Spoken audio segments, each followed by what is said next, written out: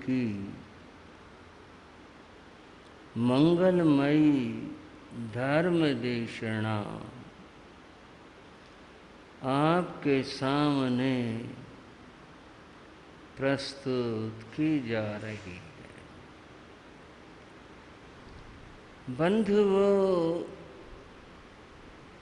भगवान की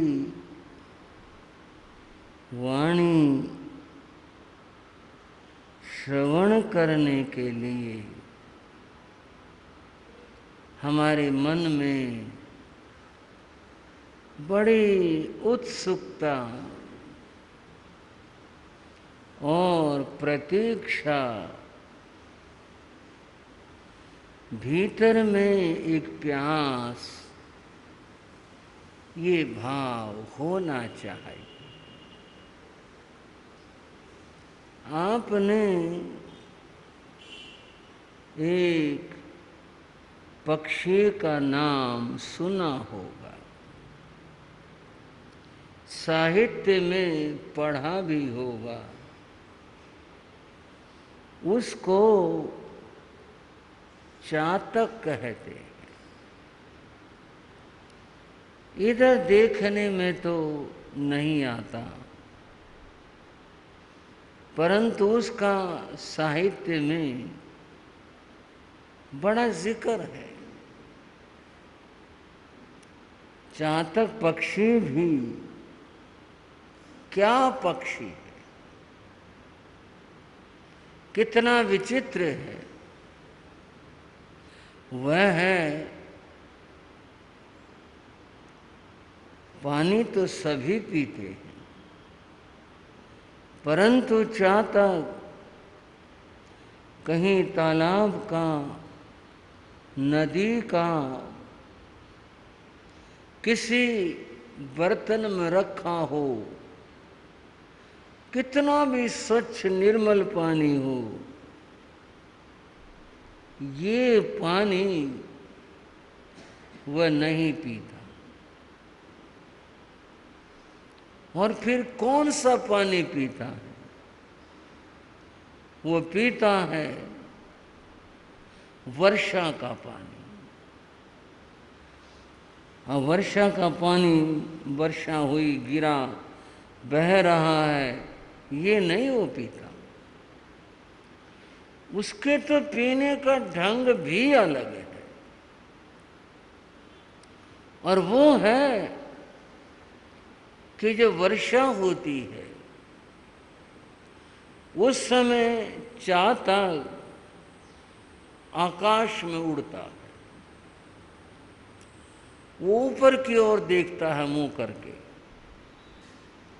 और अपना मुंह चोंच खोल देता है।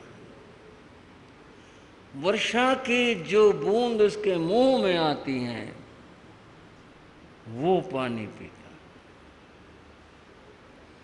बाकी पानी नहीं पीता। चातक मर जाते हैं प्यास से, पर वो नहीं पीते। इधर उधर का कोई पानी नहीं पीते। चातक तो पीते ही वर्षा का जल है, और वो भी वर्षा का जल जब पानी गिर रहा होता है, बूंदें गिर रही होती है, उस समय मुंह खोलकर चातक उड़ता है। जो मुंह में आ जाए बस वही पानी पीता। ऐसा क्यों है?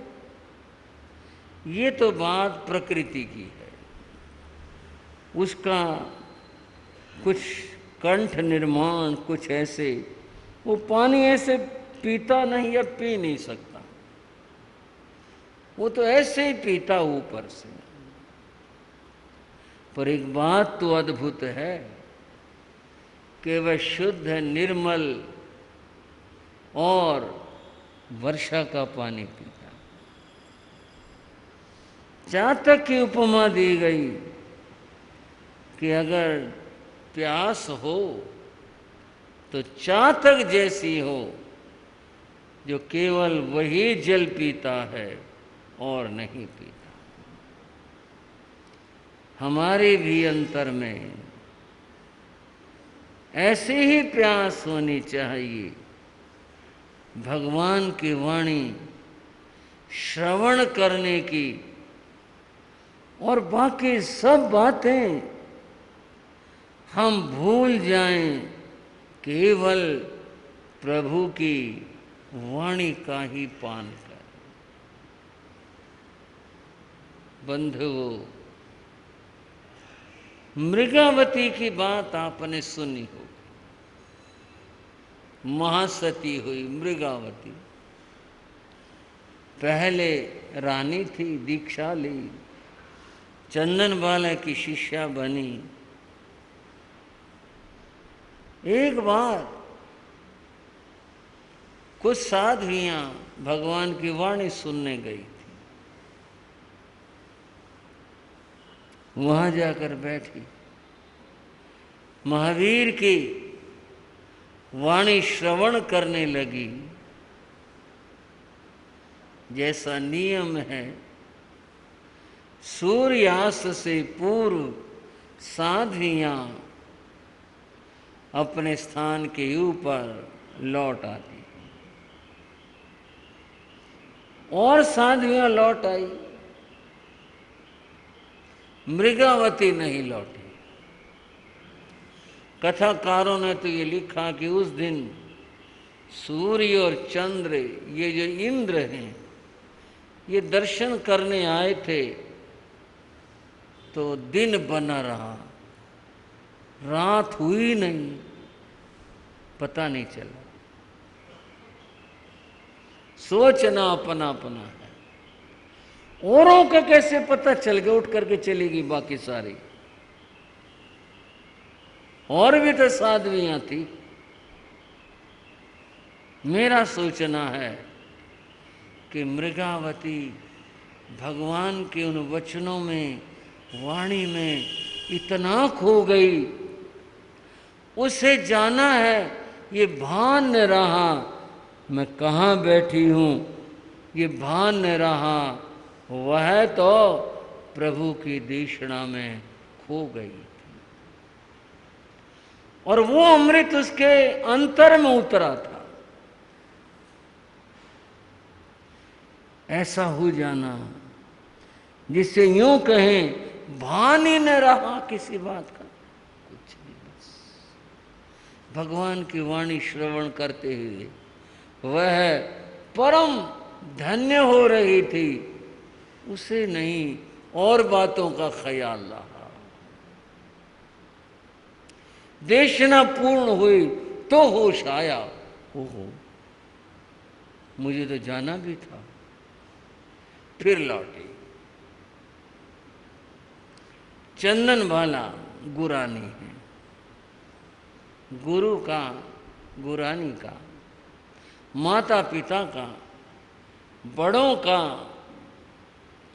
दायित्व होता है शिष्य शिष्या की, पुत्र पुत्री की गलती पर उन्हें एहसास करवाएं, ये तुम्हारी गलती है। चंदनबाला ने मृगावती को एहसास करवाया, तुम देर से क्यों आई हो? वो तो ठीक से उत्तर नहीं दे सकी। कथा तो कहते उसने कह दिया सूरज आया हुआ था। वो तो भगवान की वाणी में खो गई थी। चंदनबाला ने उसे थोड़ा सा उच्च स्वर में डाला, कहा क्या बात है, तूने इतनी देर क्यों लगाई वहां? एक चीज जो उसे भगवान की वाणी में मिली थी, उसका नाम है समत्व। क्या नाम है? क्या नाम? समत्व, समता। उस डांट से उसका चित्त भंग नहीं हुआ, उससे कोई क्रोध नहीं आया, वो तो भगवान को उनकी वाणी में ही खोई रही। और परिणाम क्या हुआ? उस समत्व से, उस शांति से, उसी रात में मृगावती को केवल ज्ञान हुआ। ये था सुनना। सुने और ऐसे खो गए, ऐसे खो गए। जो बात है इसमें वो सुनने की है। बस सुना, और सुना तो ऐसा सुना कि बस धन्य हो गए। बात कुछ और चल पड़ी, चर्चा वहीं आनी है। थोड़ी सी बात कर चलूं। एक सुनना औपचारिक होता है, जिसको कहते हैं बस फर्ज पूरा करना। आप ये नहीं सोचना कोई आपको उपालम भाई है। मैं तो खुद इस बात में उतरने की कोशिश कर रहा हूं, आपको कुछ नहीं कह रहा। आपको अपना साथी जरूर बना रहा हूं। आओ और मेरे साथ थोड़ा सोचो और विचार करो इस बात के ऊपर। सुनना औपचारिक नहीं हो। चलो भाई ये भी एक जरूरी है, अंतर की प्यास से हो। जो औपचारिक सुनना होता है वह तो सुना और साथ ही साथ बह गया, और जो सुना वो भीतर में ठहर गया। ये होता है सही अर्थों में सुनना। हमारी पूरी चेतना बस कानों में आ जाए, इतना ध्यान केंद्रित हो जाए कि एक एक शब्द के अमृत का हम पान करने लगें, ऐसी स्थिति हो जाए। थोड़ी सी एक बात व्यंग की है। एक बार कुछ कवि लोग इकट्ठे हुए और कवि लोगों ने कुछ बातें सोची, और उन कवियों ने कहा चलो ब्रह्मा के पास में चलते हैं, जिसने संसार बनाया, मनुष्य बनाया, उसके पास चलते हैं, कुछ शिकायतें हैं। सारे कवि इकट्ठे हो करके ब्रह्मा के पास में गए। कोई ये न सवाल करना आप सुना रहे हो कैसा होता है, ये तो जो मैं कह रहा हूं उस रूप में न लें, थोड़ा सा विनोद के रूप में लें। हास्य कवियों का एक डेपुटेशन पहुंच गया वैकुंठ धाम स्टेशन। वहां पहुंच गए, भगवान के यहां पहुंच गए। जाकर नारे लगाए, जय नारायण, जय हरि। मर्त लोक से आई हैं कुछ आत्माएं, नीचे से आई हैं, और वे अपने कुछ शिकायत लेकर के आई हैं। ब्रह्मा जी बाहर आए, मिले। हाँ भाई बोले क्या बात है?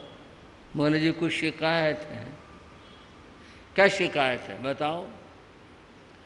उन्होंने शिकायत करी पहली, मानव बॉडी का वर्तमान ढांचा आउट ऑफ डेट हो गया, इसको बदल दीजिए, संविधान में संशोधन कीजिए।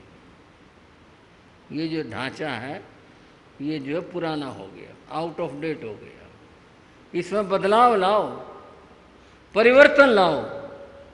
ये ठीक काम नहीं कर रहा, अपने संविधान में संशोधन करो। क्या खराबी आ गई इसमें? कवियों ने कहा आपने दिए हैं मानव को 2 कान। कितने कान दिए हैं? आपने दिए हैं मानव को 2 कान, एक से सुनता है, एक से निकाल देता है। संविधान में संशोधन कीजिए, आगे से एक आदमी को 1 कान दीजिए। एक आदमी को क्या देना चाहिए? बस वो सुने, निकाले नहीं। इधर सुनता, इधर निकाल देता। इसलिए खराबी है ये, इसमें संशोधन करो। हर आदमी को 1 ही कान मिलना चाहिए, ताकि वो सुने और बात उसके भीतर रह जाए। बंधुओं, जो सुना वो हमारे भीतर में रह जाए, अंतर में रह जाए। ये सुनना सुनना है, और जो बह गया, जो चला गया, वो सुनना कोई सुनना नहीं होता। भगवान महावीर क्या फरमाते हैं, प्रभु महावीर क्या कहते हैं? सवं गंथं कलहं च विपजय तहा विहंग भिक्खु सव्येषु काम जायसु पास मानो न लिप्पई। सवं गंथं कलहं, राग और द्वेष की ग्रंथि को भिक्षु साधु तू खोल दे। राग और द्वेष की ग्रंथि को, परिग्रह की भी ग्रंथि होती है, अंतर परिग्रह, बाह्य परिग्रह, इसको तू खोल दे। कलहों से मुक्त हो जा। किसी बात को लेकर, कुछ लेकर कलह में नहीं फंसना, कलह नहीं करना, इसको छोड़ दे। सव्येषु काम जायसु, 5 इंद्रियों के 5 विषय हैं मुख्य रूप से। वैसे तो 23 विषय हैं, लेकिन 5 एक एक विषय के हिसाब से। किसी में आकर्षित ना हो, किसी में भी इन काम के विषयों को छोड़ दे। 5 बाणों ने लिप पाई, किसी भी संसार के आकर्षण से लिप्त न हो।